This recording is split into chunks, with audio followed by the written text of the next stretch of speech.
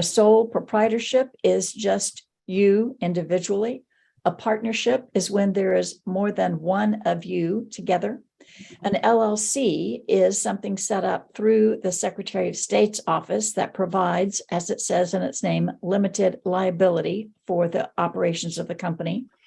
And finally, a corporation. A corporation can be taxed in one of two ways, either as a C Corp with a double taxation, both at the corporate level and again at the shareholder level, or corporations can elect to be taxed as an S Corp, which does eliminate that one level of taxation. So let's start with each. My approach is going to be that we will look at the advantages and disadvantages of each. And I want you to think about your business and how it fits within these choices. Trying to get, there we go. Let's start with sole proprietorship. Advantages. It is simple and easy to start. You can just go out there and do business. A lot of people from different cultures or even different states come to me and ask, how do I get a business license? No such thing. You want to do business, you go out and do it. Now, there's certain professions, of course. If you want to be a barber, if you want to be a real estate agent, there are licenses and certifications for that. But for many just online retail sales businesses, you just go out and do it. Now, you do need to inform the public that the person doing business under this name is you, and that is an assumed name certificate that must be filed in the county clerk's office of the county in which your principal office is located, often your home. And there's like a $16 filing fee. You fill out this form that says your name is doing business as, say, Houston's best piano tuner. And if you decide to go into Conroe and call yourself Conroe's best piano tuner, you would file another assumed name certificate in Montgomery County. Those are the expenses in terms of getting up and getting started. Other advantages are you're in charge. I would imagine most of the people on this call are interested in being their own boss. You get to be the sole manager. That is a great advantage of running this business yourself. If you want to stop doing the business, there's nothing, no entity to dissolve. You sell your assets, give them away, whatever, stop doing business. Certainly an advantage that profits are not shared. You're working hard and the profits you make are your own. Guess what? The losses are too. It's all you because it is a sole proprietorship. From a tax standpoint, your income will be taxed on your own individual tax return. There's no separate taxation level. It just flows through to your individual Form 1040 tax return. And a final advantage is that if you operate as a sole proprietorship, you will not be subject to the Texas franchise tax. When we get to the entities that are subject to this tax, I'll explain that further. So looking at the disadvantages, the first one is the biggest, and that is unlimited owner liability. If there are risks that arise in your business, property damage, personal injury caused to a customer, client, tenant, whatever, it is your personal assets that are on the line for that. From a management standpoint, you as the owner will need diversified talents. Yes, you're the CEO, but guess what? You're also the janitor, the supply clerk, the inventory person. You really need to do it all.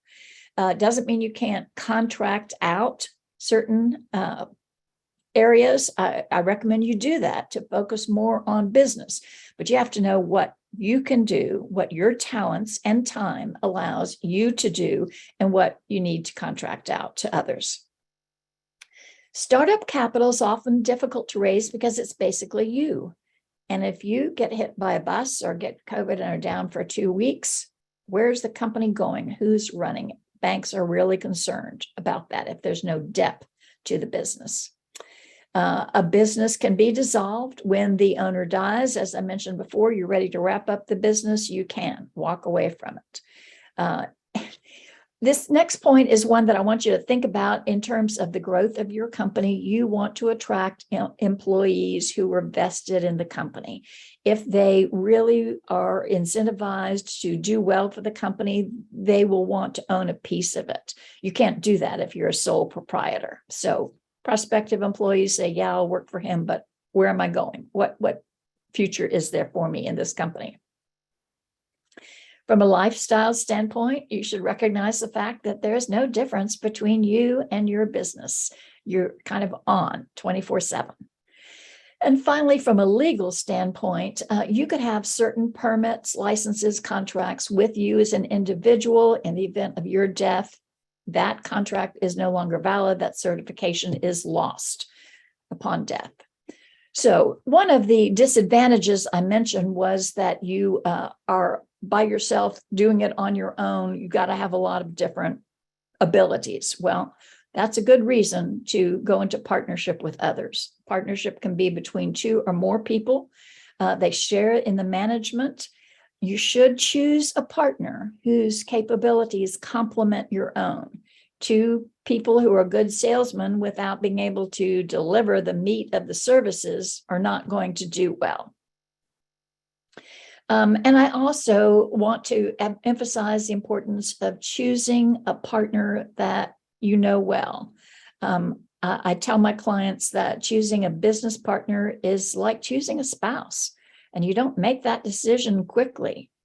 You need to date for a while. I do recommend that companies consider little joint venture arrangements with each other. See if you can work with this person in sales and pay them a commission before you decide they should be part of your company and an equity owner. Be very careful in who you go into business with, because unraveling a business can cause great harm to it from the ownership standpoint. The type of partner you choose should have assets different from your own, and that could include financial assets. Say your nice Uncle Harry, who's nice and rich, has always wanted to see you go into business. He's willing to put up $50,000 to finance you into business.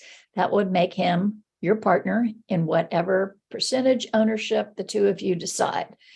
Just because he's putting up all the money doesn't mean he gets 100% ownership of the company. You're going to be doing the hard work. So the two of you negotiate what his $50,000 is worth in terms of percentage ownership, what his management rights are you totally in charge, and what happens upon a sale. As I mentioned before, if you have employees who are interested in being a part of your company in a partnership, you can do that. Bring them in as partners, and that does provide them an incentive to do well in the company. From a tax, a tax standpoint, income is not taxed on the partnership as an entity. It is taxed on each of the partners in accordance with their percentage ownership. This is a Form 1065 partnership tax return that simply reports the income and expenses made by the partnership as an entity, but then a Schedule K is prepared for each of the owners, and rich Uncle Harry will get, say, his 20% of the profits or losses. You get 80%. On your Schedule K1, that then goes on your individual tax return, and you're taxed at your individual rate on that partnership income. A partnership, and this is called a general partnership, is also not subject to the Texas franchise tax, so long as all the partners are individuals. If a partner is an LLC or corporation, you'll see those entities are subject to the Texas franchise tax. So let's look briefly at the disadvantages. And once again, you'll see unlimited liability. A general partnership has liability for all the risks that arise in the operations of that partnership. And each partner is going to be responsible for 100% of those losses, costs, expenses, whatever, even if they're a smaller owner. We've got rich Uncle Harry at his 20% owner, but if you go out and contract to buy a vehicle for your partnership in the name of the partnership, rich Uncle Harry will have to guarantee it personally. And if you run off, crash it, it doesn't have insurance to cover it, that liability for the payments goes to rich Uncle Harry 100%, not just his 20%. He, of course, would have a cause of action against you, but maybe you've run off and are not responsible. So it's another reason why you should be very careful about who you go into business with, because their actions will result in liability to you. And it is your personal assets that are at risk there. I consider this next point not to be a disadvantage, but a very important point. You should have an extensive partnership agreement with your partner. I mentioned the importance of deciding what your votes are, who gets to control what parts of management. Maybe you're going into someone and you're going to take care of the administrative end, and they're going to do the operations end. That needs to be set forth in a partnership agreement. Can one of you sign checks independently? And if so, is there a ceiling amount of how much you can spend before you need the counter signature of the other party? What happens when one party wants to leave, when just ready to terminate the partnership? How does it dissolve? There's no standard form of partnership agreement, but we do at SCORE have a checklist of items that partners should consider going into business together. It's a good basis for starting a discussion with your fellow partners in a business for how your business would operate, what the rights and responsibilities of each of you would be. I've spoken about the importance of finding a suitable partner, and that goes to what happens if the two of you disagree, particularly if you're a 50-50 partnership. You can't do anything without each other's agreement. You couldn't even dissolve the partnership unless the two of you agree. And in some partnerships, you have a method of breaking that stalemate. If you've got one person who wants to open a new location in Katy and the other one wants to open it in the Woodlands, how will you decide that? Do you dissolve? Do you let new entities be organized? Sometimes finding a third person that you agree on early on to be that tie-breaking vote is a good way to keep the partnership from being dissolved and still have a means of carrying on the business. Profits are shared between the partners, and this is a particular disadvantage because I've seen so many times two parties going into an arrangement for partnership sharing, and they think it's going to be 50-50. Well, it doesn't turn out that way. Very few relationships do. Think of marriages. How often is it exactly 50-50? And the whole idea of a partnership is you're there for each other and you take up the slack. Well, that might work in a marriage in which you have that commitment. In a business relationship, if you're getting 50% of the earnings and feel like you're doing 90% of the work, you are not going to want to continue that arrangement. So the sharing of profits is very important. It's something that you should revise on a yearly basis based on a formula that would compel the partners to recognize the worth of their contributions. And keep in mind, Rich Uncle Harry, he's a partner. He didn't put in any work. He doesn't even know what the business is, but he was in the right place at the right time with the right amount of money and put in that money. You work hard, you make a lot out of this business, and say you sell it for big bucks to a conglomerate.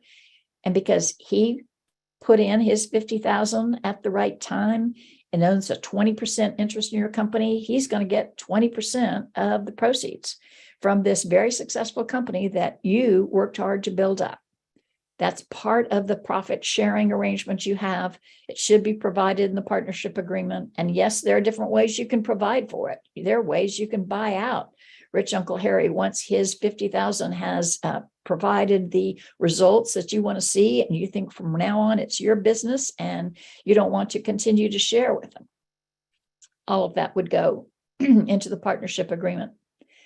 A final disadvantage is I mentioned that the income tax was on a Form 1065. It's a partnership tax return. This is a somewhat complex tax return. And I mentioned this only because if you are a sole proprietor, it's a pretty simple matter of filing a Schedule C to your Form 1040 tax return. If you have even a 1% owner, you've got to file a separate Form 1065 partnership tax return, Schedule K1s for each party. So I had a client once who, out of the goodness of her heart, wanted to give a 1% interest to her grandmother who had been so inspirational to her. And when it was pointed out the extra expense, difficulty to go through of providing this partnership tax return, she decided to give her a big Christmas bonus rather than trying to make her a 1% owner and being that much more difficult. So both a sole proprietorship and a partnership is something that you do among the parties. If there's more than one, it's nothing that you file with the state. We're going next to the limited liability company. That is an entity filed with the state and has as its principal purpose and advantage in its name limited liability. That is, if there is a risk, a cost, a contract amount due within the LLC, and that arises, the person claiming it can only get to the assets of the LLC, not through to the personal assets of the owner. Now, you can lose every penny you put into that LLC, but you can protect your personal assets by setting up an LLC. LLCs are not difficult or expensive to form. It's a $300 filing fee with the Secretary of State's office. If you are an honorably discharged veteran, there is a waiver of that $300 filing fee. Come see me about taking advantage of that. There are fewer rules and restrictions than corporations. Corporations have been around longer, but they require annual meetings of shareholders, annual meetings of directors, more record keeping, and a more difficult taxation system, as we'll see when we get to that point. Management is more simplified in corporations than in corporations. So if you have an LLC, you have a choice of being managed by the members, who are the owners, or by the managers. That is, the members, owners, elect the managers run it. And after that, they can elect officers. Well, if you are member managed as an LLC, you own it, run it, manage it. There's just that single level of you. And it's meant to be more flexible, not to require as much record keeping. Why should you keep records of a meeting with yourself? You don't need to do it. It's very easy, and it's meant for small business. Profits are taxed only once at the owner's level. This is important because there is not in an LLC double taxation. The profits flow through the LLC to you individually. And just like I mentioned to you in that sole proprietorship, in which you would file a Schedule C to your Form 1040 tax return, same filing Schedule C to a Form 1040 tax return if you own an LLC. You can, however, choose to be taxed as a C Corp or an S Corp. If you're a partnership, and as I mentioned, there's no separate tax filing if you are a single owner. You would want to talk to your tax advisor about whether there's an advantage to be taxed as a C Corp or an S Corp. Generally, the flow-through taxation is the biggest benefit. If you have more than one owner of an LLC, they will be filing that partnership tax return that I mentioned, the Form 1065, but once again, it is a flow-through entity. A final advantage for LLCs is the series LLC. Not many states have this. Texas does. And the idea is you set up a regular LLC, but create within it different series. One series can be devoted to the rental house you have on Able Street. And the second one, Series B, is the rental house on Baker Street. And so long as you keep the bank accounts for each, the insurance for each, the contracts, the repairs, expenses, whatever, separate on each, there will be separate liability for each. So if someone, a tenant, is harmed in the house on Able Street, they could sue and get the total value of the Able Street property, but not the Baker Street property or any other series in that series LLC. This only works if you keep it separate. Series LLCs haven't been around that long, and there's not a lot of lawsuits to interpret it. But this does accomplish, particularly for real estate owners who own a number of different properties, an easy way in which you can create a new series just in your own paperwork. There's no filing to the Secretary of State's office. You can do that if you want to make a protected series, but if it's a protected series, you simply do it in your own paperwork. You sell that particular house because you flipped it and you just dissolve that series, go on to the next one. No limit on the number of series. And the true benefit is that you're not setting up a new entity for $300 each time you acquire a new rental house. You can keep that same series LLC and just create and dissolve series within it. There's some new law on series LLC that would not excuse the $300 filing fee if you set it up in a certain way. It can get pretty complex. Talk to me if this interests you. Under the disadvantages, once again, I think this first one is something all companies should have. You set up an LLC, you should have an extensive operating agreement, also referred to as a company agreement, that basically sets out the rights and responsibilities of each owner. What are your voting rights? What vote is required to sell the company, for example, to bring in a new owner, to set the salaries of the officers? What happens if someone wants out? You do need to file and keep current with the Texas Secretary of State and the Comptroller. Single filing with the Secretary of State is done pretty easily. You can do it online, and there's a reasonably quick turnaround. I can help you with that setup if you've decided you want to go with it. The Secretary of State's website is not easily navigable. It's not very user-friendly, but I can give you a step-by-step process how to set it up if you want to contact me. If you have multiple owners of your LLC, I do recommend that you have a written agreement that would restrict ownership transfer. If you're going into business with your good buddy from high school and you want to go to work with him, if he were to die, you'll be having a partner who may be his deadbeat nephew, maybe his bereaved wife. You don't want to be in business with someone you haven't chosen. So you want restrictions on the ability of that ownership to go to anyone else, which basically means that you get the right to purchase it back. That would be the case in the case of death, also divorce, bankruptcy, or just a voluntary sale. Someone's just tired and wants out. How do you go about it? And there should be a first right of the other owner to purchase that interest. And finally, LLCs are subject to the Texas franchise tax. This is not a tax on McDonald's franchises. It is an corporate income tax for LLCs and corporations in the state of Texas.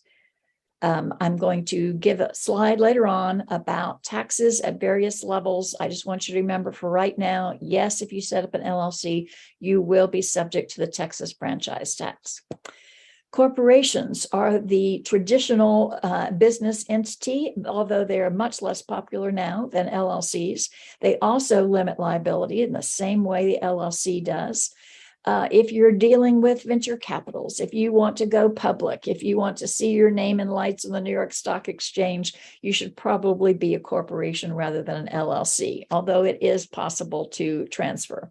It's easier to raise capital because you're selling shares instead of partnership interest, easier to transfer interest. The corporation as an entity continues to exist until it's intentionally dissolved, whereas the LLC, more like a partnership, one person leaving can dissolve the LLC. I'm not sure this next point is true for many companies, but it used to be when LLCs were first set up, they said mom and pop to a lot of people. Small businesses do LLCs. And if you have higher aspirations, you might consider setting up as a corporation instead. You do have that potential for your employees to earn an ownership position in your LLC by getting stock options for owning part of your company.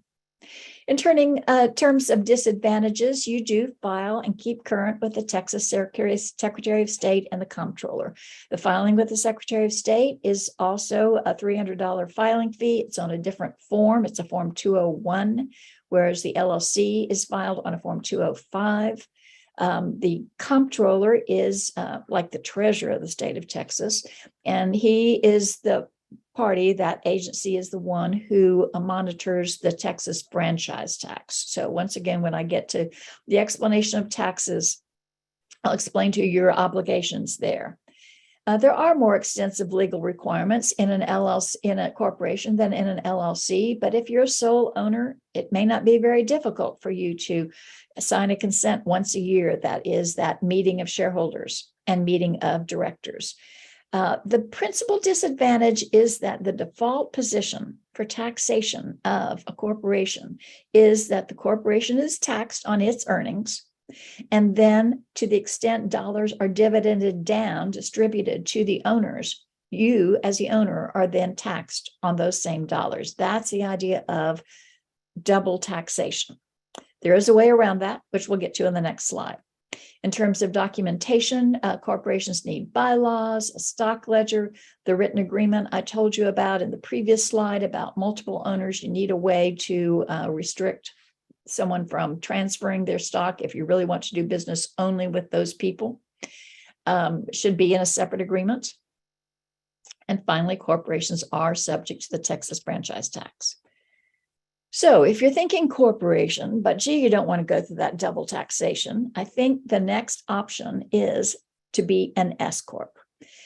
Keep in mind, S Corp is a tax status. It is not an entity status. You're either an LLC or a corporation, and either could be taxed as an S Corp. The advantage, of course, is that profits are not taxed at the corporate level. They flow through to, taxation flows through to the shareholder level.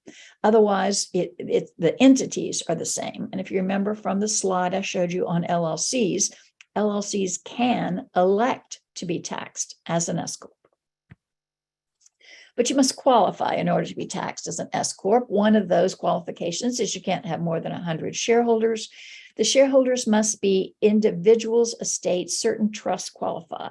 What you don't see in this list is other corporations. You can't, as a corporation, own stock in an S corporation. And this does limit some investors. Shareholders may not be non-resident aliens. You must be a permanent resident or U.S. citizen in order to be a shareholder of an S Corp. This may not be a problem initially, but think later on down the line, you're looking for money, and here's a really attractive potential investor who happens to be a foreigner, foreign investment. Yes, you'd accept his money, but if he comes in as a shareholder, you'll blow your S Corp status, which makes you default to C Corp status for taxation. Again, only if you're a corporation. If you're an LLC, you just lose S Corp status, you default to being the flow-through entity and are taxed either as an individual or as a partnership, depending on how many owners you have. S Corp status must be elected. You must qualify for it, and you file this election on a timely basis with the IRS. It has to be done within 65 days after your organization, so don't delay in figuring out if S Corp taxation would be to your benefit. Another requirement is that S Corp status will not be allowed if you have classes of stock with different distribution or liquidation rights. Let's go back to my example with Rich Uncle Harry. He's got a 20% interest in your company, but he says, once you start making profits, I want those first dollars to be distributed to me until I get my 20% back, and then you can go on and split it 80-20. This is frequently done with investment vehicles. Also, if the business goes under and you're just selling your assets upon dissolution, first dollars go to that investor who put in money rather than you who are putting in your sweat equity. That type of preferential right would disqualify your company from being taxed as an S Corp. So let's think, for those of you who may already be set up as an LLC or a corporation, what do you need to do to maintain it? You don't just file your certificate of formation with the Secretary of State, pay your $300 and say it's over. No, you're exposing yourself to some real liability if you do that. Some steps to maintain the business organization are necessary. First, if you're a corporation, you adopt bylaws. If you are an LLC, you adopt that operating agreement or company agreement I mentioned. Very important to set out the rights and responsibilities of the owners. You maintain minutes of meetings. And once again, directors, if you're a corporation, managers, if you're an LLC, of that level of direction, and then also of the shareholders and members. Now, you'll remember I said you don't have to keep any particular records if you are sole owner of an LLC. You don't. If you have multiple owners, always keep records because people's memories can differ. So it's also necessary to keep a current record of equity owners. Once you are targeted for purchase, you want to be able to show to this company that's going to buy you exactly who the owners are. And if you felt generous and gave your receptionist a Christmas bonus of 10% of your company and she quit the next day and is gone, where are you going to find that owner? It's very important for sale purposes that you be able to identify all the owners of your company. For liability purposes, very important to keep corporate bank accounts separate from your personal funds. All LLCs and corporations should have a separate bank account, and do not pay your groceries out of that corporate bank account. Do not commingle your personal funds with that. You will, of course, be funding the company for a period of time, but you always account for it in your records as an advance or a capital contribution. This next one is really important. You must maintain adequate capital for the risk involved in your business. That capital is generally insurance. Say you're in the business of imploding buildings with dynamite, and you have some $100,000 liability insurance policy. That is not going to cover the potential risks involved in your business.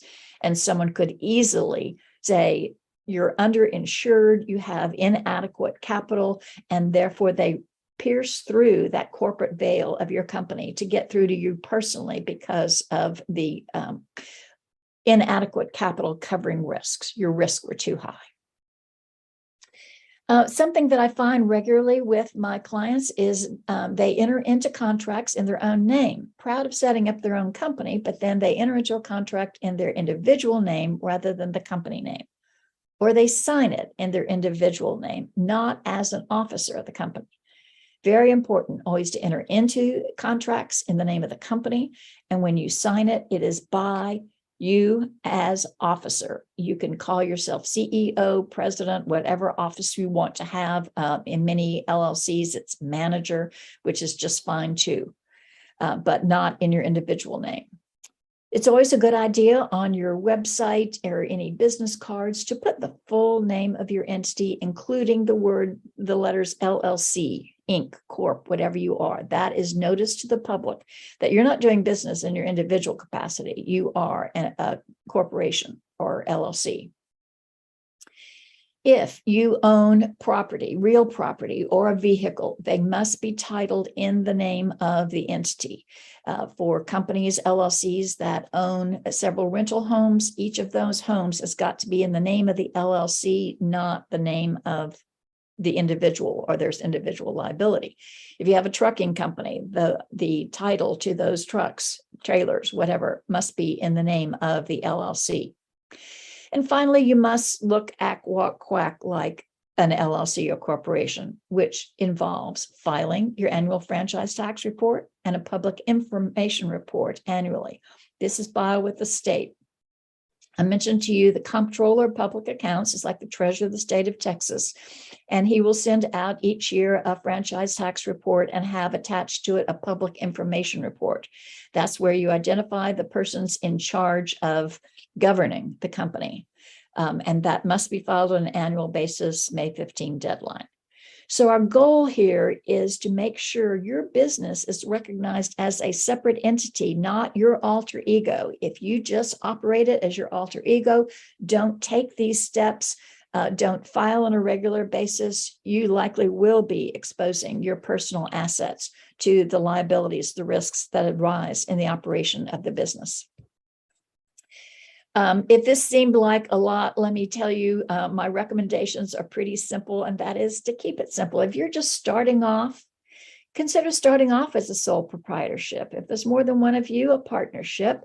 But if a principal benefit of a limited liability company is to limit the liability that would arise in the operations of the business, until you have operations, you have no liability. So start it off do your business plan, figure out your target market, and when you're ready to enter into contracts, acquire that big asset, then you set up an LLC. It doesn't take that long to do.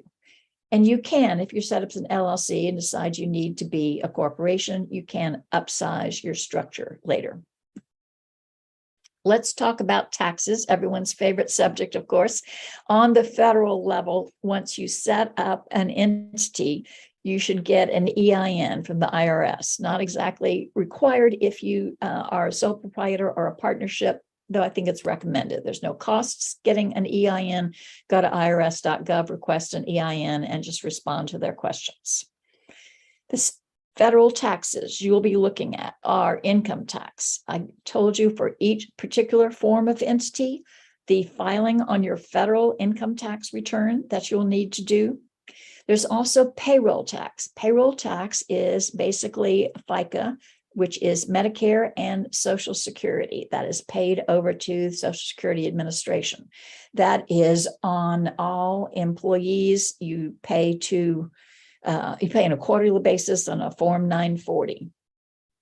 Unemployment insurance taxes are due on an annual basis to the IRS. Yes, that's correct, to the IRS, just annually, and whatever you pay to the state is a credit against what you pay to the for federal unemployment insurance. So getting to state, let's talk about that state franchise tax. This is not a tax on McDonald's franchises. It is a corporate income tax. Fortunately, Texas is a very small business-oriented state, so it exempts businesses that have revenues, I'm not talking profits, just straight sales, below a certain dollar amount. That amount for this year and next year is $1,230,000. The amount is adjusted every other year. It'll go up with the Consumer Price Index in 2024, and I'm thinking with inflation being what it is, we might be in the 1.4 range. But so long as your revenues are less than $1,230,000 for this year and next, you will not have to pay tax. You do have to file the franchise tax report. It is sent out once you've been in business for a year, generally in February of every year, from the comptroller to the registered office, the address that you put in your documents filings with the Secretary of State. If you have revenues less than that amount, you must report that amount to the secretary, to the comptroller, and then you can check a box that says no tax due report because you're below that threshold amount. You do need to file it every year. It's due by May 15 every year. And I hope all of you get to file taxes one time because your sales are that meteoric. If you fail to file, the Secretary of State can revoke your right to do business in the state. This is serious. All the effort you made to set up the LLC or corporation can be down the drain if you don't file this simple form, going online, checking some boxes, filling in some blanks. Sales tax is assessed on certain services, most products in the state of Texas. As you know, if you go to this grocery store, you buy bread and milk, no sales tax. But if you bought a birthday cake, probably sales tax attached. If you go buy a t-shirt, there will be sales tax attached to it. You, as the purchaser, pay the sales tax. Target, as the seller, collects that sales tax and pays it over to the comptroller sales tax division. So now that you're the owner at the company, you will be collecting that sales tax if the product or service that you're selling is subject to sales tax. That's something you determine by going to the comptroller's sales tax division website, finding your product or service, figuring out if it's subject to sales tax. If it is, you need a sales tax permit, also issued by that division. If you purchase products, say from Home Depot or Hobby Lobby, and then make them into something that you then sell and collect sales tax on, you should not be paying sales tax to Home Depot or Hobby Lobby because you're not the ultimate consumer. Your client is, and you're collecting sales tax from your client. So you get what's called a resale certificate from the comptroller's office that you provide to your vendors to keep you from having to pay sales tax in purchasing those materials. Unemployment insurance tax is assessed on all businesses for their employees. If you're the sole owner, don't want to make yourself an employee, you don't pay unemployment insurance, but as soon as you have employees, you must. And this is just paid by the employer. There's no employee match on this. The county, also each county in the state of Texas can assess taxes on business, real and personal property. So certainly if your business owns real property, you would be paying tax to the county. If you own vehicles, supplies, inventory, all that is subject to business personal property tax.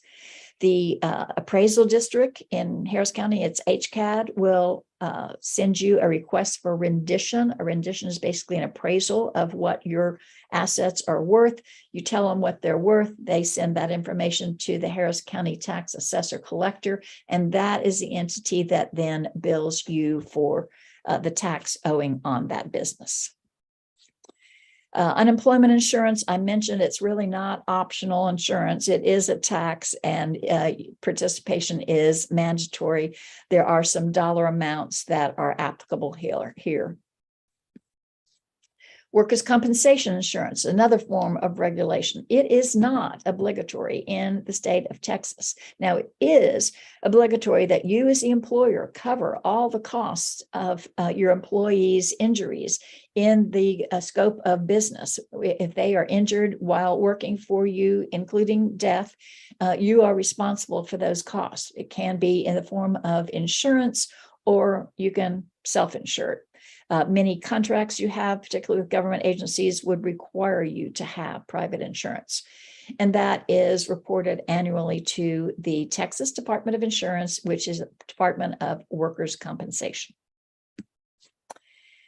Finally, we believe every new business should have a Bales team, a banker. Yes, I know online banking is easy, but if you have a great contract that you really want to fulfill, but need those dollars to buy your supplies at the last minute, that's not when you should be going around looking for a banker. You should have a line of credit, or at least establish a good relationship with a bank, often a community bank, but the large major national banks also advertise their interest in small business banking. To have a good banking relationship, really important. An accountant, we do recommend that you use an accountant to set up your books, at least initially.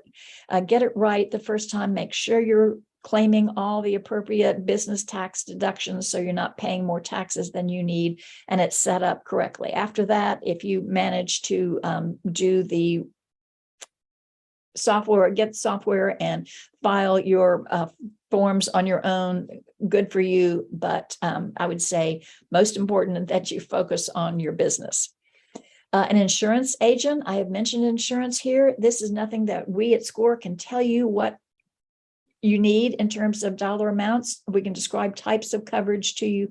You need to talk to an insurance agent who understands the type of business that you're in and can recommend a dollar amount for it.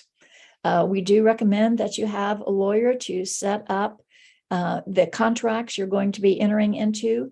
SCORE has some attorneys who are SCORE mentors, but as I mentioned earlier, we cannot come up with these contracts for you. This is something you should have an outside attorney prepare. And finally, a SCORE mentor to help you with running the business, understanding the market. We can help in most any industry to develop it. A final piece of information is if you're in the city of Houston, the city has an Office of Business Opportunity Solutions Center.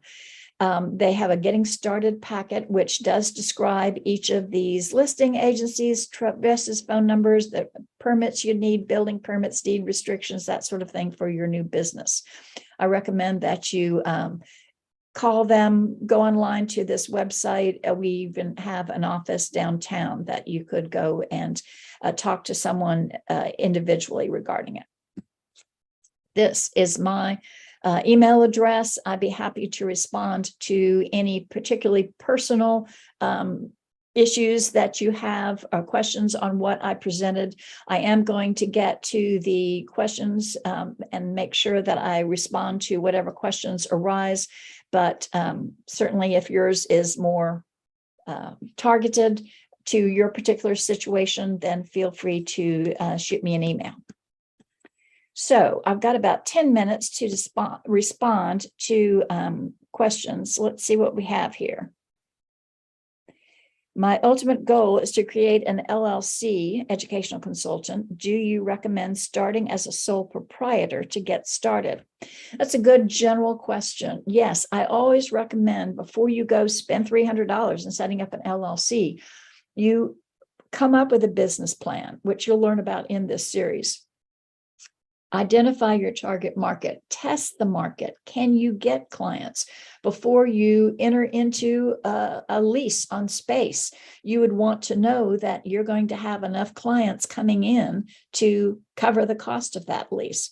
And if, as I mentioned, a principal benefit of the LLC is to shield your personal assets from liability, if you don't have operations, you don't have liability. So wait until you get to that point.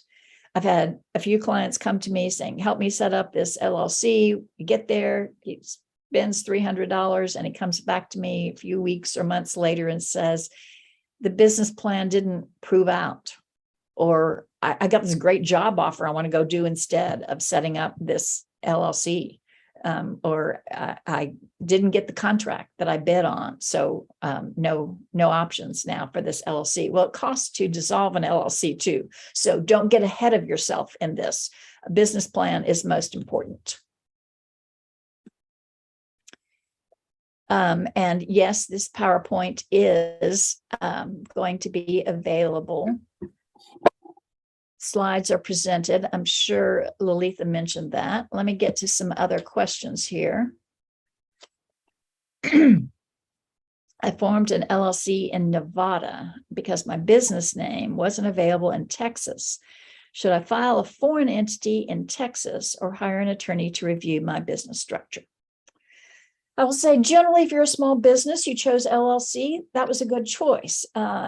You had to go to Nevada because your business name wasn't available in Texas. It is true.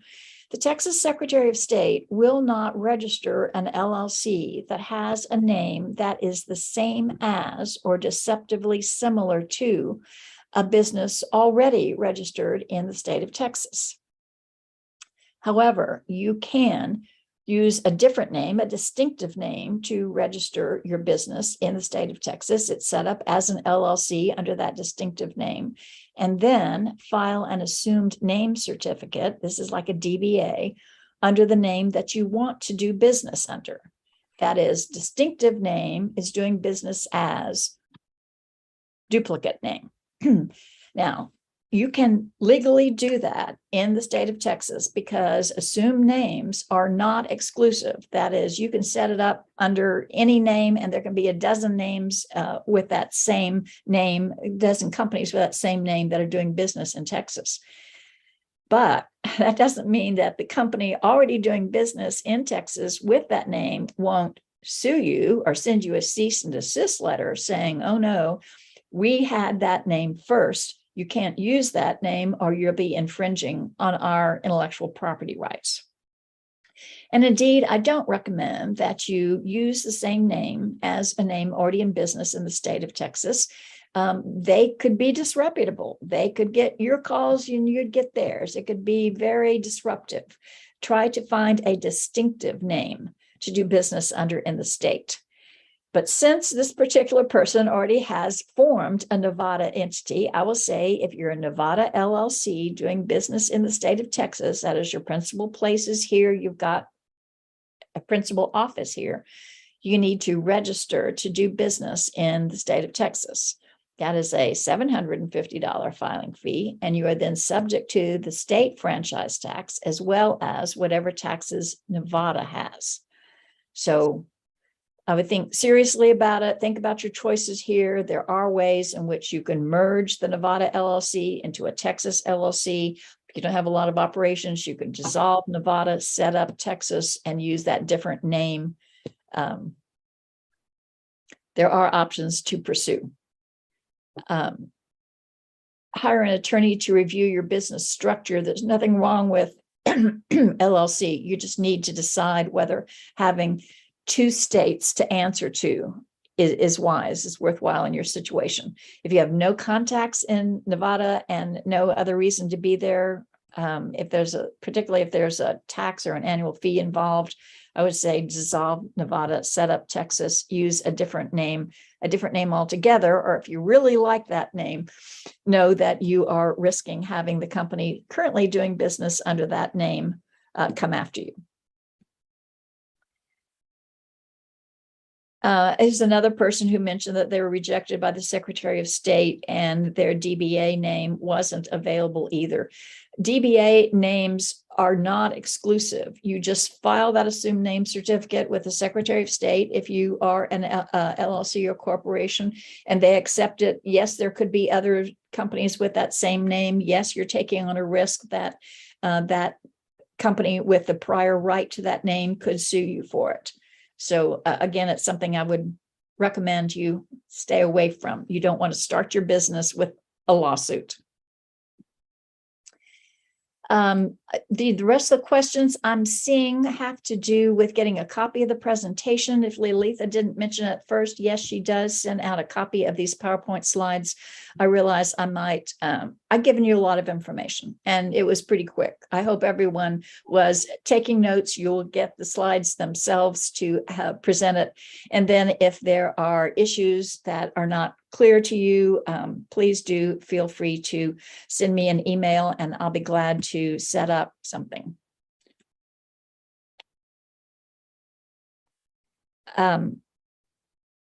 I think, Lalitha, I'm ready. I'm noticing you're responding. Yeah. Are you ready to take over? Rita, did you answer the last question? The guy said he's starting business. He does have clients. It's under $30,000. Should he go to a route of LLC or just keep his DBA? It really depends on the liability that you see. For a lot of my clients who do an online business, they're selling T-shirts, coffee cups. Where's the liability? Who's going to sue you? I would say don't worry about it. LLC is not going to give you any additional protection because you really aren't exposed to much liability in your business. But if you are, certainly if you're selling food or drink to the public, if you're doing any kind of storefront location, someone can come into your business and could slip and fall and break their back, you need an LLC. Yeah. I have a question for you, Rita. Why would the Secretary of State reject an application? Well, it does have certain requirements that you check every box appropriately. That would be a basis for it. It would not deny it on the basis of the fact that a name is already registered as an assumed name. They will say that in the instructions to that Form 503 assumed name certificate. There could be many names claiming that name as an assumed name in Texas, and you don't have rights to it just because the Secretary of State agrees to file it. Yeah. One other thing also, I remember you mentioning before, you can't have a post box address, right? When you try to file an LLC?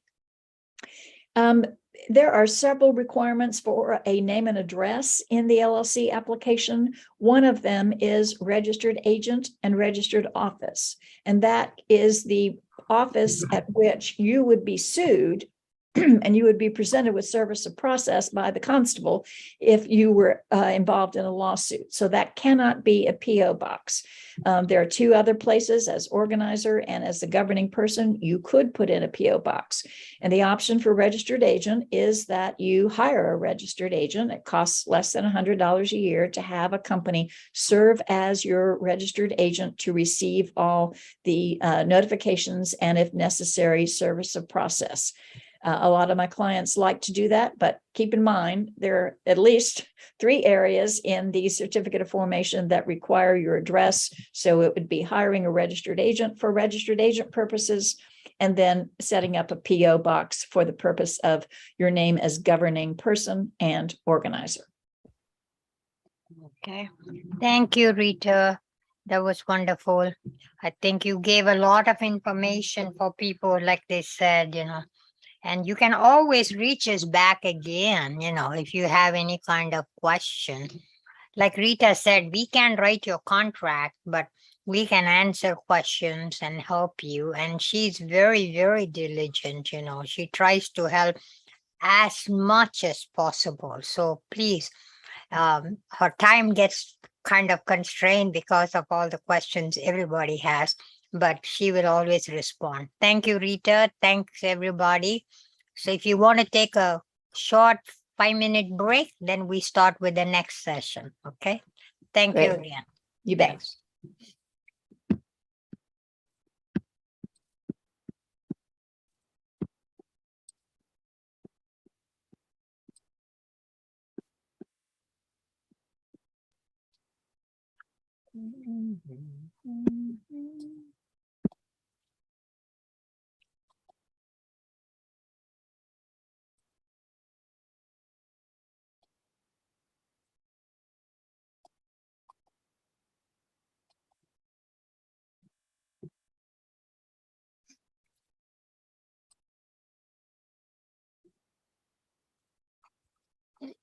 Good morning, everybody, again. This is Lolita. You're going to hear me do this part of it because my other colleague is not available. Let me make sure that he's there or not. Okay, he's not available. So with that, let's just get started. What I'm going to tell you is I'm going to see, can I see the chat box or what? Okay, let me see. We're going to talk about sources and uses of cash. One of the major things that people starting a business would be wondering about is, where am I going to get the money? Because I have some money. You think you have enough, but when you come by and we start asking you questions and say, hey, what about this? What about that? You have everything? Do you have enough money? Invariably, people will come up and say, not enough money. So with that in mind, where do we go? How do we get money? What can we get? Where is it available? So sources and uses of cash is what we're going to talk about. First thing is, where do you get the money from? What we call owner's equity. That means the money that you as an owner is investing in the business, right? Then sometimes people get partners. Sometimes they go, like, many of the big company that you know about, GEs and all kinds of company, Amazon, they have people that own the stock. That means outside people are investing in the company. But a small business generally doesn't issue stocks unless you're a corporation. So how do we get money? We then look for partners. Maybe you have a friend who's investing in with you, or maybe a family member who's putting in money with you. So that's what we call outside equity. Then most of the time, businesses are always looking for loan. They want to borrow money. In this country, that's a big advantage. A lot of banks and CDFIs and many people are willing to loan money to you with the idea that you will return it back to them with a certain amount of interest. So what they are making is they are making money off of their money. So that's where the loan comes in. So once you get a loan, you have to pay interest and principal back. Then when you run a business for more than a couple of years and you're highly successful and you spend all the money that you have to spend, and then you have money left over.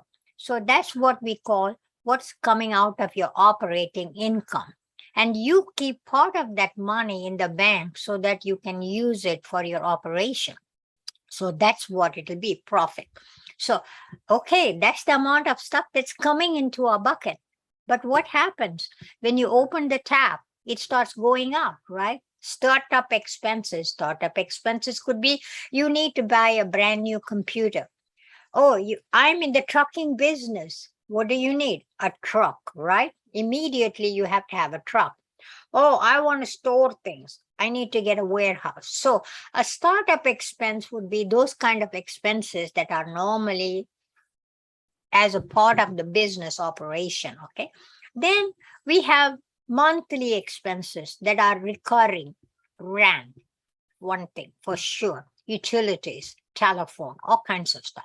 Then if you are in the process of buying and selling material, then you need some inventory. So you're going to have to buy inventory to replace inventory that you have sold. Then obviously I mentioned interest and principal. And then you need money for growth. That means you have one location and you said, oh, I'm so successful, I want to open another location. That means you're going to have to go rent another place, right? So that's the next part.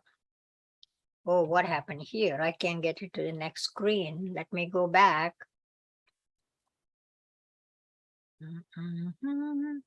This is what happens. Let me see if I can go back and share my screen again.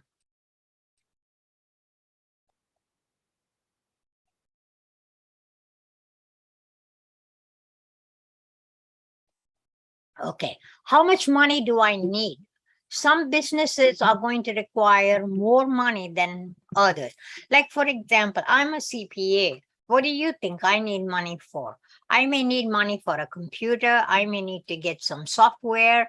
I may need to get some tax software, paper, pen, printer, those kind of things. So my requirement as a consultant would be very, very small, right? Then I may be a service person, an electrician, or a plumber. In that case, my requirement will be more because I need a truck, I need the tools, and I need all that. Then comes the retail. Obviously, in retail, you have to get inventory, you have to have a place for storage, you need a storefront, you need displays and all that. So that means a little bit more money. Then next comes restaurants. Restaurants are expensive because you not only have to have things for cooking, for refrigeration, and you have to have serving area, all that thing, storing, getting rid of grease traps and exhaust systems and all that. So a restaurants get to be even more expensive. Then comes our manufacturing. Obviously, in manufacturing, depending on what you're manufacturing, you have to have equipment. You have to have, again, inventory for your materials and your finished products. So all these things cost more money. So manufacturing average could be $125,000. It's as good as a restaurant because I hear restaurants also cost that much money, right? So then what do we do next? Our startup versus an established business. When last week when Jeff was talking about buying an established business, he talked about what are the advantages. In that case, when you have a startup, you have to have all the costs, you have to get licenses, you have to get insurance, and you need what we call working capital. What is working capital? Some money to do your daily operations, pay your bill. And there's a accounting formula for that because all the current assets that you have versus what you have to spend. So that's what we call working capital. Whereas in an established business, you won't need those startup information. All you're going to have is your monthly cost because the guy who owned it before you, or you already have started before, you would have already set up everything. A restaurant would already have set up all that. So only question is expansion. So here's what it's going to have. So your monthly cost and what it's going to be for your expansion. So what is it that we are going to be looking for? In a startup, you're going to have land and facilities. Obviously, you want to build a warehouse, you have to have the land. You want to build an event center, you have to have the land. If you are going to do cooking facilities, you want to have some building facilities, And then what kind of stuff you need to operate, tools and equipment. Even a simple CPA needs the tool, needs a computer, needs a calculator. So those are the kind of thing. A truck maybe. And then you go and you lease a place in a strip center. What's the owner going to offer you? an empty space. Hey, yeah, I have so many feet by so many feet. Here it is, Well, that's not what it's going to be now. You're going to have to build it out according to your requirement. How much space you want for cooking, how much space you want for serving, or if you are going to have retail, where do you put your shelves? Where do you keep your excess inventory? So you're going to have to think about what it's going to cost you to build out. We'll come to that in a minute, okay? And of course, you need furnitures and fixtures. It's not like you can sit on the floor, right? Many of us old people, we can't even sit on the floor. It's harder for us, And then buying your initial inventory, even for a restaurant, you have to have inventory. You can't say, oh, I'm going to cook this today and run across the street to buy your food, right?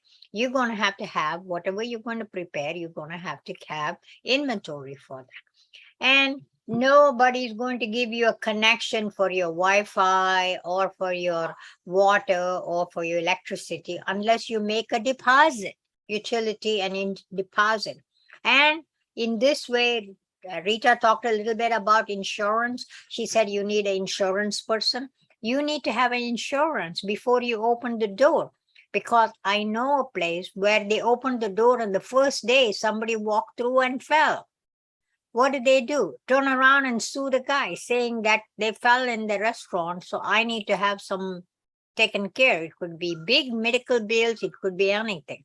So you need insurance for that. And of course, you need your license and permits. I have to get a license as a CPA. Lawyer, Rita, I'm sure, has to get her license.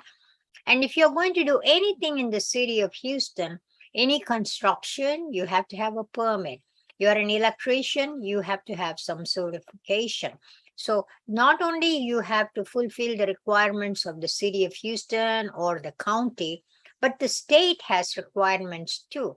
I want to open a beauty shop, You can't just open a beauty shop before you have a license to practice as a beautician, So you're going to have to go through those classes and get a certificate. So those are the kind of permits that you're going to do. Many people say, why all these permits? Because the state, the city, and the county want to ensure that you can do a good job, whatever you're going to do. Like to become an AC repairman, you just can't be one without working somewhere for a couple of years. You have to be trained on how to do the job, So that is where the licensing and permits come. And then, of course, you have legal and accounting costs as usual, because legal is any kind of contract you're going to do, your lease agreement, your LLC setup, your partnership agreement. You are going to hire contract employees. Let's say you are a software developer. You're going to hire some people to develop your software. You need to make sure you have a contract with them so that whatever they develop will belong under your premises, will be yours, not theirs. Sometimes even non-competing agreements have to be signed up. Okay. So that's how much you're going to talk about legal and accounting costs. And I always say, I don't know enough about legal. Yeah, it all sounds good on the paper, but there may be some quirks that I can understand, So you need a lawyer to take a look at it. Then what's working capital? Many businesses do not, it sometimes may take you almost a year to become profitable. So what happens then? You're not having enough money in hand to be able to do the business. So many times when I see people saying they want to borrow, let's say $25,000 for starting a business, I ask them, do you think you can generate enough money in the beginning time to be able to pay all your bills? In that case, if you think you are not going to be able to do it, then don't go and borrow money just to start up. Put some money in there to cover your monthly expenses till you get to the break-even point. So that's what you're looking for, How is your income? versus your cash on hand. Initially, you will see the income is negative for almost like 4 or 5 months.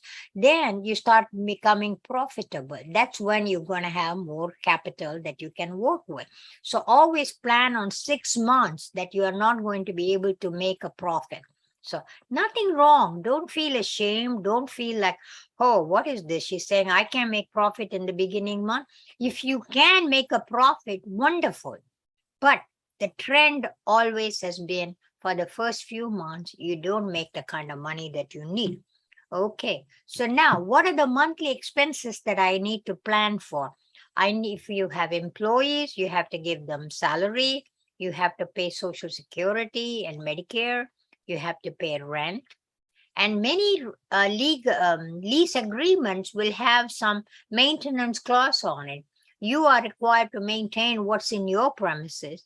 Sometimes the insurance man told me this, I was surprised. Sometimes they will have a clause that you are supposed to pay for the general air conditioning system. You are supposed to pay. Suppose the pavement across from your thing is broken. The owner may not fix it right away, and you don't want anybody falling in. So you're going to have to do the maintenance. So those kind of things might be in your legal documents. You may have to check it out. Of course, you have to do maintenance. Somebody just told me their dishwasher wasn't working. Just imagine being in a restaurant situation and your dishwasher not working, how much trouble that would be. Or your fridge is not working.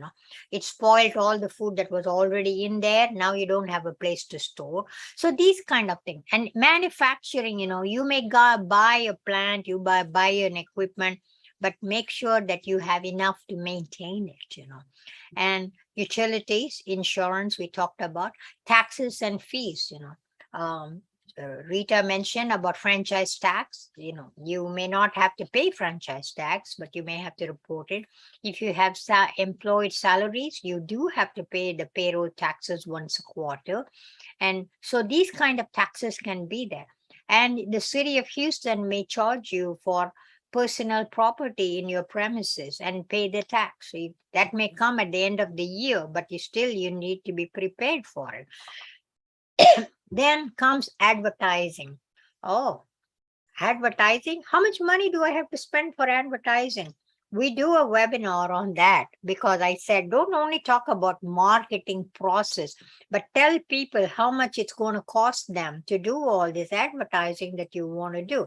And these days, we just had a webinar 2 days ago on search engine optimization about your websites. Sometimes websites can become expensive. I'm not talking about maintenance. If you are using certain websites, it could be Google, it could be Facebook. They may charge you for advertising on their sites, So be sure that you know how much you have to pay for advertising. Unfortunately, without advertising these days, businesses cannot be done. Everything depends on that.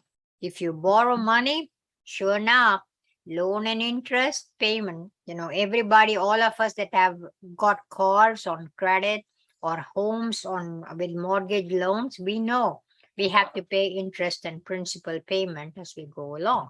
So where will my money come from? You're talking about all these expenses I have to do. How am I going to get the money from? Let's look at what they are saying. They are saying most of the startup capital for people comes from their savings, your savings account, and your whatever little money you have saved up, Then it's also possible you can use your credit card. I would be very hesitant to use credit card because as interest rates goes up, your credit cards will be charging you more interest too. So be cautious, okay? And then 401k. Oh, how can I use my 401k? Don't I have to pay penalties if I use my 401k? No. We know how to set it up because there are ways of doing. The federal government has helped small business people. They it's called retirement funding can be done, but there is a way of doing it. We have a couple of people that do it on a regular basis. You have to set up a corporation. You have to set up all that. You have to do it correctly. If you didn't do it, IRS will come back and tell you, hey, you took out 401k, you're going to have to pay a penalty because you not only have to pay taxes on the money you took out, you also have to take withdrawal before age of 72, so you could be a possible problem there. So right way of setting it up is very important. Debt, we talked about loans. There was a time when we could use our home equity. You have lived in the house for 20 years and you have paid enough money in there. You have built up a mortgage, you have built up home equity. You can borrow, take money from your home equity and use for starting up businesses. I think now the IRS has got some rules and regulations, so you're going to have to make sure that it is possible to use it that way. Of course, family and friends, family and friends, they are all will be very close to you when you get started, but they may not be friends after 2 years when you tell them, hey, I haven't made any profit. I can't give you any money for it, no, I thought you were going to give my money back because I have to send my son to college. So, these kind of things can happen. So you're going to be requiring more money. So be cautious. What about professional investors? You see so many shows of Shark Tank and other kind of shows. How many of the people that come to present them in Shark Tank really get the money? Because professional investors are looking for making money. Mr. Good, he's always there wanting to make money, but he always says, I'll loan you money at a certain percent of interest, right? So that's what they're looking for. They're looking for making money off the bat. So they know what kind of industry. When the Shark Tank, the guy comes in and he says, I'm making this, what you just see them writing in a piece of paper, what's the cost, what is the cost, what it is, and they come up very quickly. They know how to get to it. So they are knowledgeable enough that they can tell whether your business is going to be profitable or not. So, okay. So that's what we said. Professional investors type of, they can give you a loan. You can get a conventional loan. Conventional means you pay as you go along. And there are different types of loans that we'll talk about. And then we talked a little bit about equity funding. Yes, there are. In Houston, we have a big group of angel investors. I went to a couple of meetings there to see how it is all done. And the guys come, they present just like Shark Tank, almost, this is in a small scale. They come, they present, and then the investors may look for it. So that's what happens there. Then a thing called crowdfunding. What's crowdfunding? That is, you go online and you request for funding. And there are many different kinds of crowdfunding. It can be done, and there are ways of doing it. Many times people use crowdfunding for charitable or for medical reasons. So for businesses also you can do. We'll come to that later. So what is the easiest to finance?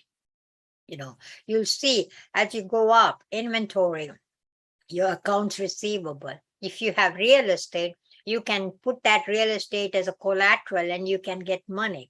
Or let me say, I'm going to say you have a contract with some governmental entity, and you can go to the bank and say, hey, I have this contract. They are going to give me this money in a couple months, but I need money right now to pay my workers to buy my thing. So they may be willing to lend you money. But we'll talk about inventory and working capital a little bit later. So what are asset-backed loans? If you have an asset, like remember when you went to buy the car, the guy was very happy to loan you the money to buy the car. Why?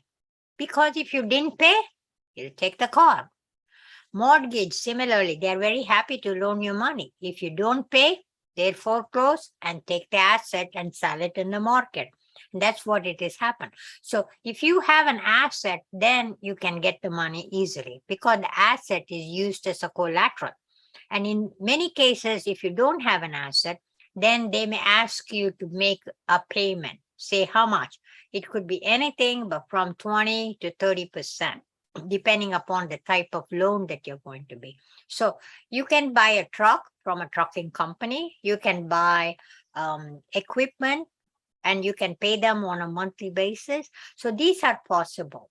Then we also have what we call community development lenders. They are very willing to help you money. And then, of course, our commercial banks. So, so you can get land, buildings, equipment, anything, furniture, fixtures. So up to 25 years, but always you cannot exceed the life of the asset. Suppose you buy a truck and the trucks will be used good for 20 years. You can't say, oh, I want to use this truck as my collateral, but I want a loan for 30 years. No, they're not going to be willing to give you money on that truck because the useful life of the truck might be 20 years or less, So that's what we're looking for. Then where are we going to go money? I talked to you about an inventory. When you buy material, you can tell the supplier, I'll pay you in 60 days. He may agree for it if he's eager to sell you the stuff. A building guy, who do you think? Your owner you tell him, I'll sign a lease for 5 years if you will help me to the build out. And many of my colleagues who are in this business tell me it is possible not only to get build out, but even if you don't need much of that, you can ask him for a couple months free rent up in front. That means you pay the rent after a certain time. That gives you some breathing time to get some money out, Many times when you buy even a business, Jeff said that you can get the seller to stay with you and say, I would like to pay it within a year. And he may agree because he's eager to sell and get out of it, And then you can go to retailers, dealers, and, coming down here, you will notice something here called accounts receivable. There are companies that will buy the accounts, money, and they will give you money for it. But if you have an accounts receivable, let's say for $5,000, you're not going to be able to get all the $5,000. They will give you only a certain percentage because they want to make sure when the money from the accounts receivable is received, they get their charges for it. Okay. So that's what it's going to be. I already talked a little bit about free rent. So how to shoestring a gym. You build out from the lessor, you finance your equipment, you get free rent, and then you can ask your customers to prepay. Let's say, oh, it's easy, you don't have to pay on a monthly basis. You pay it on a yearly factor. Pay ahead. If you pay ahead, I'll give you 1 month free. Well, that's nice for them. They'll pay for 11 months and use their facility for 12 months. Like I go to get the B12 shot, they ask me to pay for 5 and give me 1 free. So that can happen. So that's the way you prepay from customers, okay? And then your own information. Now, who are the people that lend you money? Commercial banks. That means all the Wells Fargo, Bank of America. You can go to the SBA.gov website, sba.gov/Texas/Houston, and find all the banks in Houston that are lending for small businesses. You can find the list. You can go to another list that we call Hagel, which is Houston Area Government Guaranteed Lenders. And they also give a whole bunch of information as to who are the lenders that will provide you funds for your business. Then, of course, we call community development financial institutions. These are normally called CDFIs. They are invariably like nonprofits, but they make their money from SBA guarantee. They have certain fees. They, of course, will get interest as well. And then you have a lot of community development lenders too. So what does SBA do? Many people who come to my office, I'm there on Thursdays, and they will say, Ms. Lolita, I just want to borrow money. I heard SBA is going to give me some money. I tell them, I'm so sorry, ma'am. The SBA is right behind on the other side of the wall. They don't have no pots of money to give it to you. All they are going to do is they will guarantee the loan a bank is going to make for you. What's the big advantage of them guaranteeing the loan? That means the bank is willing to take the risk of a startup business. If they think that you may make it, you have a good chance of making, they are happy to give you money. But even if there is a small percentage of choice that maybe you may not be profitable, in that case, they're taking the risk that you may not pay the loan back. So what they will do is they will apply for the SBA guarantee. So that way the banks are taking a more riskier loan. And they will spread out the payment over a longer period of time, maybe 5 years, 10 years, Advantage is when you stretch the payment over a longer period of time, your monthly payment for your premium will be less as you go along. So that's why it's a good advantage when the SBA guarantees the loan. And also, if you go to the bank and you say, I want to borrow money, they'll ask, how much money are you investing in the business? I'm only putting 5%. They'll say, no, that's not enough. You need more. Whereas with the SBA guaranteed loan, your requirement for your equity will be less.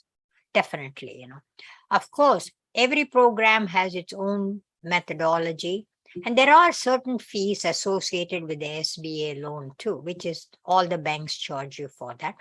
And then there are different categories of loans that the SBA guarantees, and I will go through that in a minute. And one of the major advantage of is the micro loan. That's $50,000 and less is what we call a micro loan. And you can get that mostly on personal credit. And I'll tell you who you can go to get a micro loan. So what's the first kind of loan the SBA provide? This is the most popular SBA loan program called the 7A. What's the thing? You can use it for anything in your business. You can use to start your business. You can use to buy the business or to get equipment. And most importantly, you can keep it for working capital as well. Here the SBA guarantees, and there is a certain amount of fee. The SBA will guarantee 85% of the loan up to $150,000. And anything over $150,000, it's 75% of the loan. So the maturity could be anywhere from 7 to 10 years. 10 years is pretty long time. If you want to see, the main goal of the program is to help small businesses. So there are certain size requirements for your business. Say I'm a small business. I claim I'm a small business, but I have several locations and I have so many people working for me. So there are certain size requirements for this. You can see how much money you should be making, how many employees you can have under these rules before they will loan the money. The next one is called a 504 loan program. The 7A loan program has been very popular. Even during these hard times under COVID, there are a lot more 7A loans have been given out, and we get information still about it. The 504 loan program, what we call, is for getting land or making a building. The requirement is many times when you buy a building, you have to occupy it as an owner. It cannot be investing kind of business. Oh, I want to buy this house. I want to sell it after about 2 years or something. No, that is not called a business. The business is supposed to be something operational, because buying and selling, that's like investment, buying stock and selling it. And the SBA does not guarantee loans of that kind. Then a business's net worth has to be under $15 million. And you can see they will guarantee up to maximum $5 million, But the thing is, you do have to create jobs, because small businesses have to create jobs. That's what they're looking for, Now they're giving even energy-related public projects they're giving money for. The maturity could be up to 20 years. That's a pretty good deal, for 20 years to borrow money and be able to pay for it, The way this is set up is there are two. The first lender will give 50% of the lien, and the SBA doesn't guarantee that. It's the other 40% that the SBA will guarantee. And here, a lot of times you are in a strip center or you are in a building, you have an office, you want to buy a building and you want to do it. I have seen people wanting to build gyms, people that have been buying buildings. So manufacturing area, they want to set up a manufacturing plant. So you have to occupy it. Owner occupy is very, very critical. Then there are certain other loans called express loans or lines of credit. This again can be used for starting a business, buying a business. Your minimum is you have to have at least 10% of your money in it. Okay. And the SBA will guarantee 50% of the loan. And the maturity is again 10 years. That's, when you are in a small business and you want to start, you may not need money immediately, but you may need money as you go along. So that's why the lines of credit is a good deal to go by. Okay, so who are the people that are going to make those loans for you? I talked to you a little bit about community development financial institutions, CDFIs. These people can make startup loans. They can accept lower credit scores. What does lower credit score mean? Can I have 500? No, they still accept 600, about 600, 650. But many banks will not accept that kind of credit scores. They would need much higher than that. And we already mentioned that you can put less equity. And they have some special programs for women, minorities, and veterans.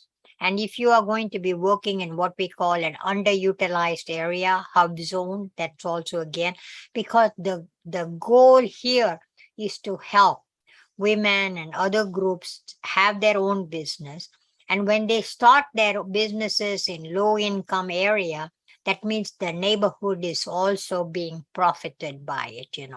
I heard once when I was so surprised when I came and I heard, oh, some of these areas where the poor people live, they really don't have the access to big grocery stores so that they can buy vegetables and things like that. I was really surprised, but apparently that is true. You don't have stores around there that can help you.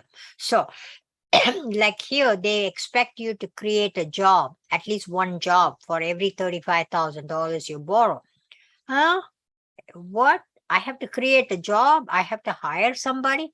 No, you, the owner, are already creating a job for yourself. That will be counted as one job created, okay? And other thing is, they may require other source of income. What does that mean? All of us have to eat, all of us have to pay our taxes, all of us have to pay our rent. So how do you do when you start a business and you don't have any income?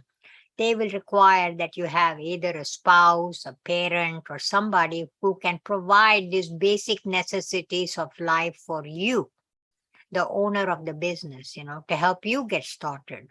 So that's where the source of income is also, they will check on you. They will look at your own personal credit score.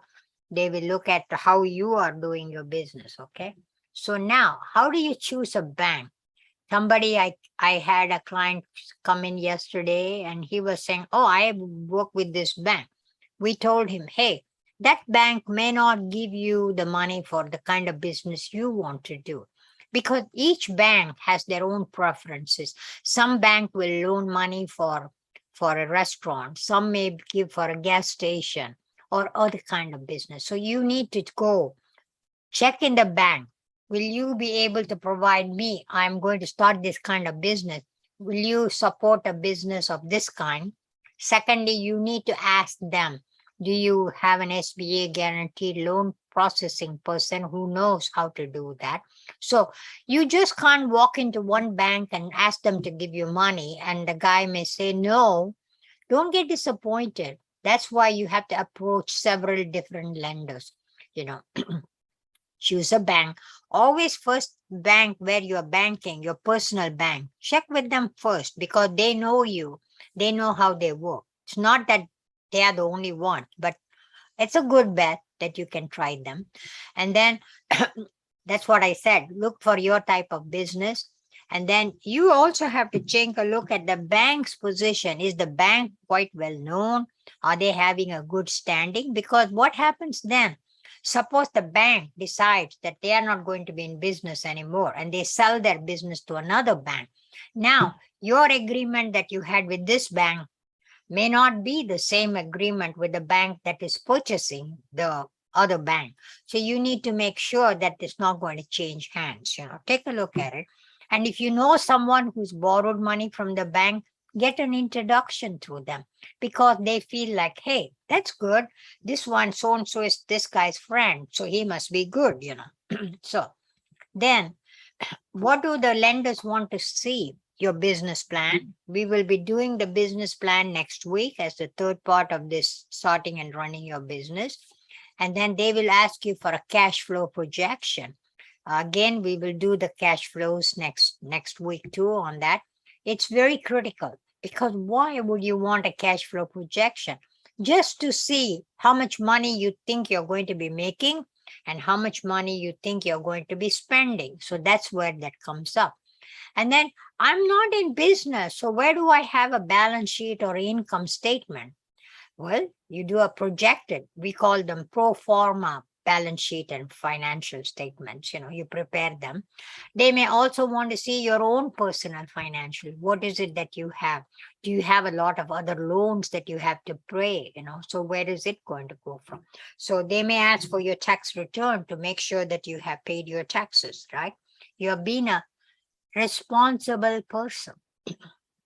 So I call this the 6 C's. Normally, most of the people will call only the 5 C's. I put the 6 C's mainly because how trustworthy are you? What's your experience? Like, for example, you come up and you say, oh, I want to start this business of construction. Well, do you have any experience doing construction?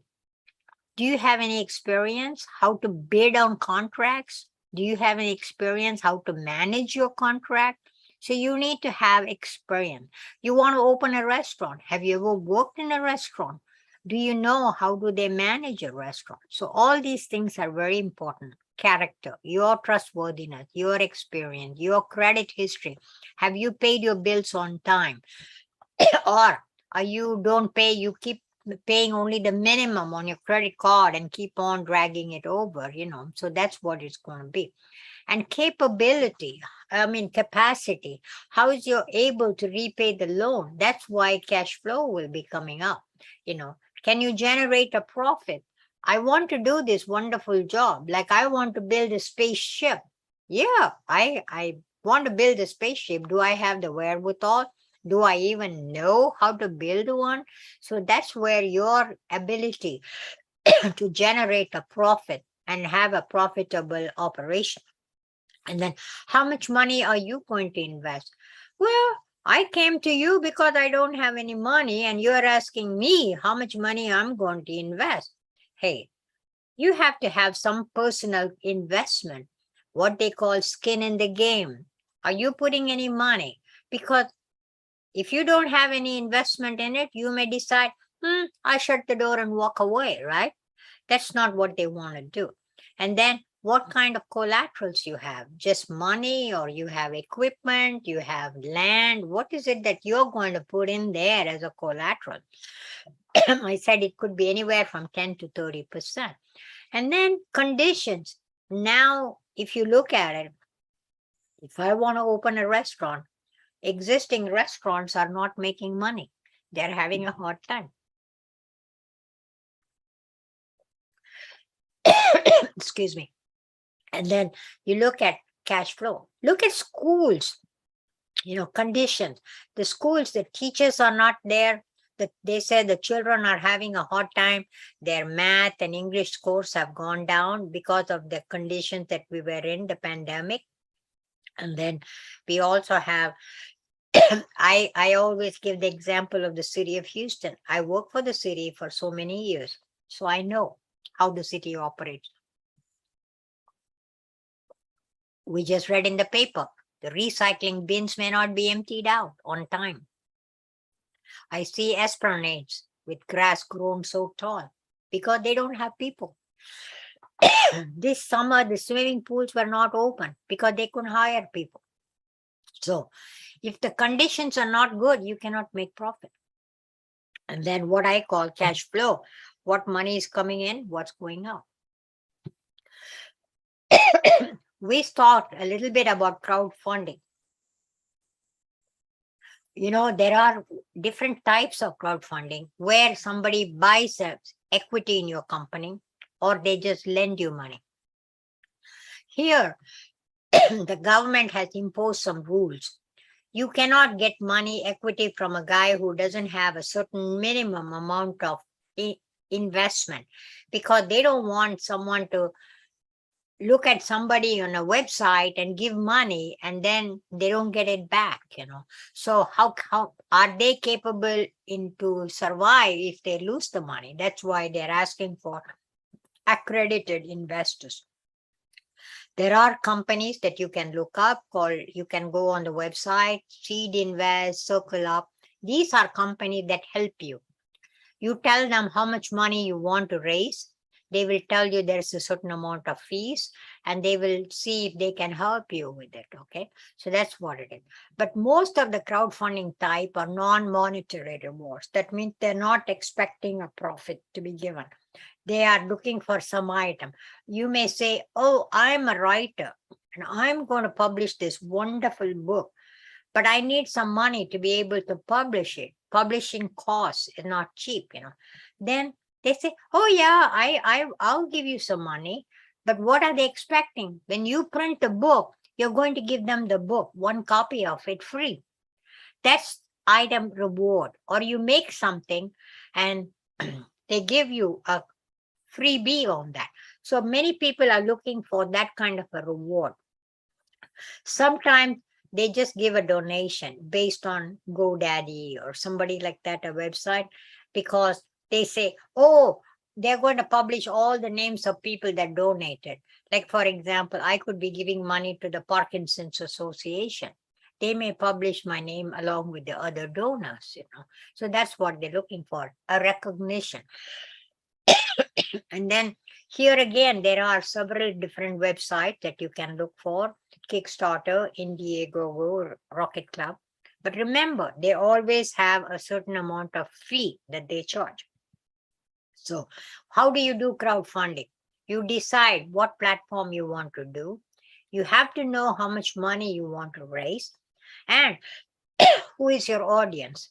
I always say, prepare a few people that will come initially and donate. That way it starts moving. People say, oh yeah, I see so many people are donating. They'll be willing to do. Prepare your pitch, a short video for 2 minutes. What's the money going to be used for? What are they expecting rewards for it? Then you launch your campaign. So, like I said, there are lots and lots of good ideas of starting a business, but you need to have good numbers. You need to estimate what you want to spend, where you're going to get your money, what you're going to do. And Rita mentioned building a team. And that's very critical to build your team, a banker, an accountant, So have that. So that's what it is. So now I'm going to stop sharing my screen so that I can answer your questions if I have any. Sorry. Yeah, okay. This is all coming about LLCs. I've not seen much of tax incentive for the state of Texas, They may have some earlier part, where you can get some benefits from this state, but not because they're not charging you. They don't even charge you franchise tax. So why would they have any kind of state tax incentive, Yes, SCORE has mentors that can help you on your funding information. We have few bankers that have been in banking, and they can help you as to how to put your documents together, what kind of documents you need. your own personal financial information, your own little business plan, and also your cash flow statement. So these are the kind of various kinds of documents that you will need when you go to a bank. And the better you're prepared, the faster you can get your money. So that's what it is. So someone is saying, based on shortage of employees, how can you have a business plan that shows growth? I understand that there are shortage of employees right now, but there are still people looking for jobs, and I'm sure you can find them if you look at them. I will even check with Workforce Solutions to see if you have anybody. You can look in neighborhood papers. You can look at temporary employment agencies. You can get temporary employees that can become permanent with you. So you can look for businesses, but it is a lot of new businesses are getting started up right now, and many of them have been coming around. So I don't think that starting a business has gone away just because we faced hard times. It's still there. People are still coming for wanting to do food trucks. People wanting to start restaurants. People want to make food. They go to a central area, make food. They may sell them, bottle them up, sell them in fairs and things like that. Many are doing catering services. So it is possible to start something like that in a small scale and then move up. But many are also using service. If you are in a business of, let's say, electrical or plumbing business, you may think about becoming a subcontractor for a prime contractor that does work for, let's say, some governmental entity. You can look at apartment complexes. Maybe they will have somebody that they want to keep on hand to have their fixings done as immediately as possible. So you need to figure out how you're going to market it. I'm sure when you go to Google or Facebook, you can see a lot of advertisements keep popping up, like we were looking for somebody to do our air conditioning because our air condition mechanic is not there. So I'm sure there will be people looking for opportunities for those kind of things. It's depending on. That's why, also where you go to start your business is very critical. Look at the Census Bureau information and look what are the businesses in that area, how many businesses are there, and what kind of money they are making. So you can go to SBA, your Chamber of Commerce, and such kind of businesses. Tutoring. I hear a lot of people wanting to tutor children because they are having such hard time in schools right now. So there are businesses that can be done, and we hope you'll be very successful and that you'll come by and visit with us. And those of you who joined me today, I hope you'll join me again next week when we do the other presentation on cash, financial statements, and business plan. How to write a short business plan. Your business plan doesn't have to be 50 pages long. Okay. So we will see. And like I said, send me an email if you need slides or the link to this recording. I will give it to you. And see you next week. And register again. See you. Thanks again, everybody. Have